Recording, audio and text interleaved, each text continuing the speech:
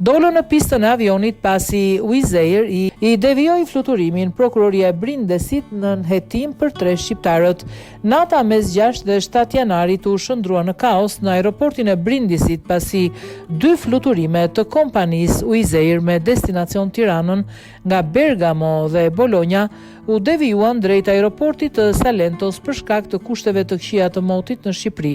Vendimi për devijimin e avionëve shkaktoi reagim të ashpër nga një pjesë e pasagjerëve të cilët u mblodhën në pistë duke detyruar ndërhyrjen e forcave të rendit për rivendosjen e qetësisë dhe sigurisë. Sipas autoriteteve italiane, 3 persona me origjinë shqiptare të identifikuar përmes kamerave të sigurisë së aeroportit dyshohet se kanë pasur rol kyç në përshkallëzimin e trazirave për shkak të sjelljes agresive dhe aftësisë për të nxitur pasagjerë të tjerë të bashkoheshin me protestën. Prokuroria e Brindesit ka nisur hetime ndaj tyre për disa vepra penale, përfshirë prishje të shërbimit publik, sulm dhe kërcënime ndaj një zyrtari publik, dëmtim të rënd të pronës publike, pushtim arbitrar të ambienteve publike dhe shkelje të rregullave të sigurisë aeroportuale.